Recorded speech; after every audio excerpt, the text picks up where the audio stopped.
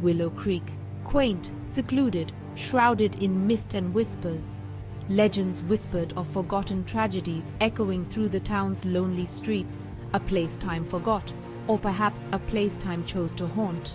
Few dared to venture into Willow Creek's heart, fearing the shadows that stretched long and hungry. Those who did spoke of cold winds that carried unheard voices and a bone-chilling presence that lingered long after they left. Samuel, a writer seeking solace and inspiration, found Willow Creek irresistible. He craved the quiet, the isolation, unaware of the price it came with. His car, a lonely sentinel, crawled into town as the sun dipped below the horizon. The house awaited him atop the hill, a brooding Victorian mansion with shadowed gables and a melancholic air. It stood as if holding its breath, waiting for him to unlock the secrets it held. The first few days were deceptive in their tranquility. The silence was absolute, broken only by the creaking of the house and the rustling of leaves outside. Samuel explored his temporary home, each room filled with dusty antiques and the faint scent of decay. Yet a sense of unease began to creep in. Shadows seemed to move in the corners of his eyes. Whispers too soft to decipher brushed against his ears. He dismissed them at first, the product of an overactive imagination. One night a storm raged. The wind howled like a banshee, rattling the windows and whipping branches against the walls. Samuel, unable to sleep, was drawn to the attic by an insistent scratching sound. He found a heavy, padlocked chest tucked under the eaves. The scratching seemed to be coming from inside. Compelled by an unknown force, he searched for the key, eventually finding it at the back of a dusty drawer.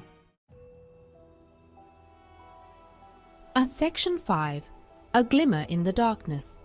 The chest creaked open, releasing a musty odor. Inside, amongst yellowed letters and faded photographs, lay a leather-bound diary, its pages filled with elegant, spidery handwriting. It was the diary of a woman named Elizabeth, a former resident of the house. As Samuel read, he felt a connection to Elizabeth, a kindred spirit from another time. Her words spoke of her loneliness, her fears, and a growing sense of dread that permeated the house. Section 6. The Diary's Secrets. Elizabeth's diary revealed a chilling tale. Her husband, a cruel and jealous man, had accused her of infidelity. In a fit of rage, he had murdered her, burying her body within the walls of the house. Her spirit, unable to find peace, remained trapped, doomed to wander the halls, seeking solace and revenge.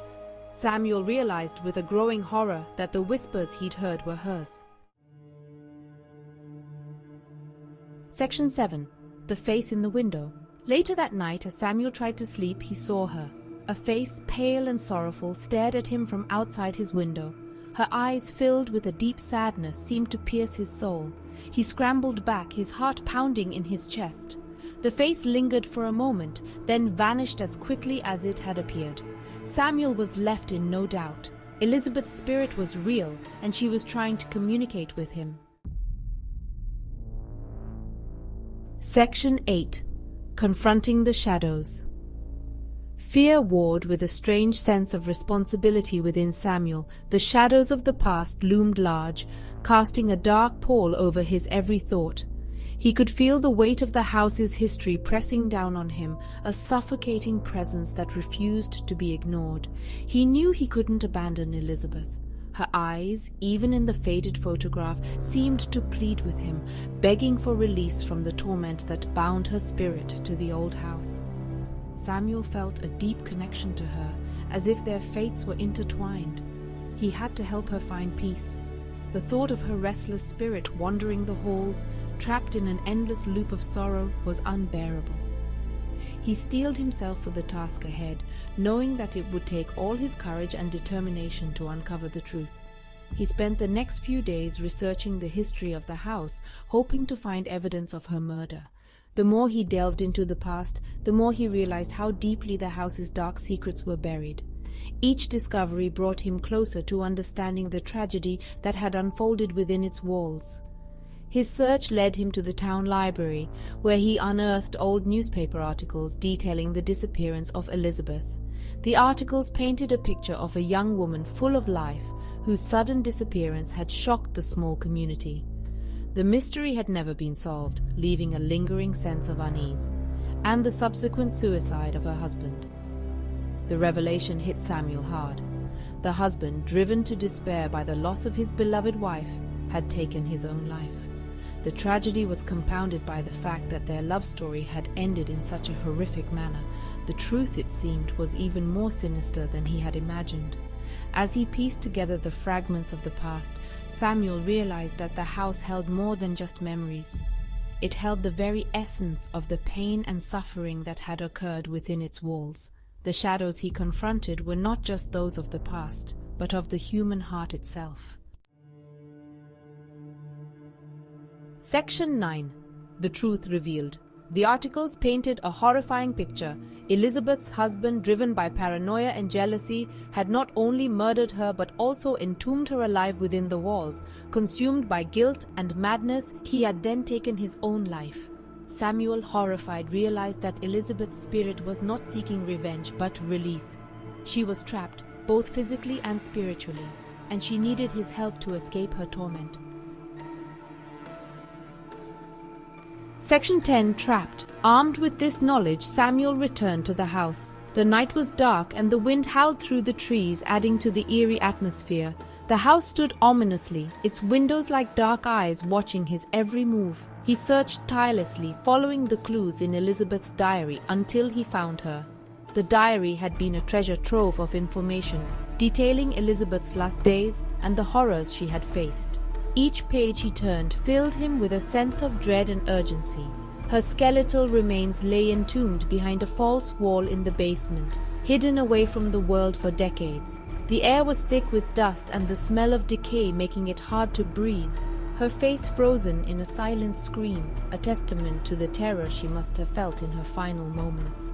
The sight was both heartbreaking and horrifying. As he reached out to touch her bony hand, the room grew cold.